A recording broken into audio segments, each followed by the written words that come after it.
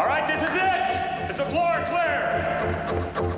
This is the last check. In April 1975, as American diplomats fled Phnom Penh, the Khmer Rouge, a communist guerrilla movement led by Pol Pot, consolidated its hold on Cambodia. I'm leaving! The 1984 film, The Killing Fields, told the story of two men in Phnom Penh that day, Dith Pran, a Cambodian interpreter, and his friend and colleague, New York Times reporter, Sidney Schanberg. The vast majority of people who were the targets of the Khmer Rouge, the people in the cities, deeply believed there would be a reconciliation. But no one had a clue that there was going to be a kind of genocide. One of the first prisoners the Khmer Rouge took was Sidney Schanberg. He was arrested with other journalists and driven in an armored personnel carrier to the edge of town. We could see the river, and there were men outside with their automatic weapons on their hips pointing at the door. And we just assumed that they were going to shoot us and roll us down the riverbank into the river. We were nothing to them. The illiteracy of the troops saved Schanberg's life. Dith Pran told them that Schanberg and the others were French journalists covering the Khmer Rouge victory. The soldiers couldn't read Schanberg's passport and know the claim was a lie. We were saved. However, there were these two officers in the Cambodian Navy who had been picked up on the street.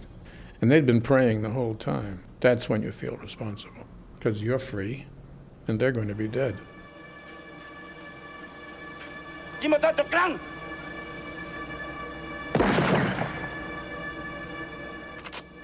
The targets of the Khmer Rouge were the educated, the business people, the intellectuals, the teachers, anyone with an eye on Cambodia and its future in the world.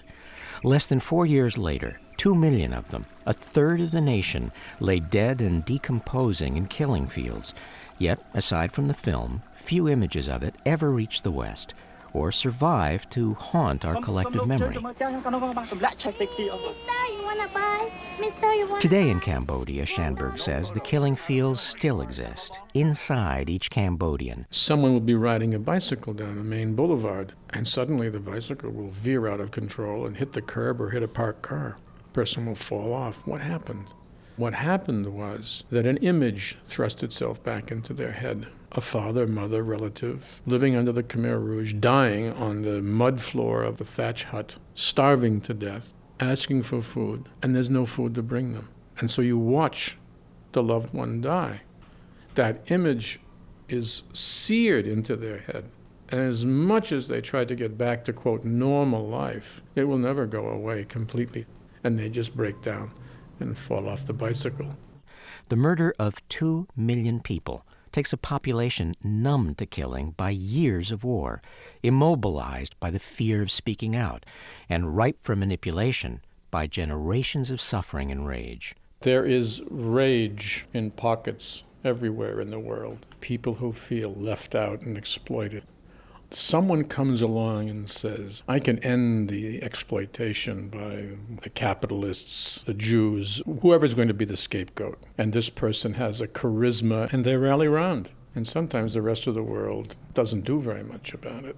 What the victims of the Khmer Rouge suffered from most, says Schanberg, was the feeling that nobody knew what was going on. He recalls the story of one group of prisoners whom a friendly Khmer Rouge guard let listen to his radio. These men gathered around this radio, huddled, and they had it muffled with a piece of cloth. And they heard on the BBC World News that a plane had dropped bombs on Khmer Rouge positions. So they knew that somebody in the outside world knew what was going on and had bombed the Khmer Rouge. And one of the men said, now I can die in peace. The next morning, they were marshaled out into the yard, and he walked forward and struck a Khmer Rouge guard, and he was instantly shot to death. For a world growing smaller by the second, says Schanberg, the lesson of Cambodia is twofold. We need to respond to problems more quickly, but we also need to appreciate that the real solutions take time. This is a country that had an election under UN auspices in 1993. But you don't plant democracy with one election. And we're not patient. We want to have an election and say, okay, well, we've taken care of that genocide. Now we'll move on to the next one. It's not that way. And we do have an obligation. I mean, it's one thing you do learn when you live in a foreign country and bad things happen and you feel a level of responsibility. You learn that you are your brother's keeper. It doesn't matter whether you want to be or not. You are.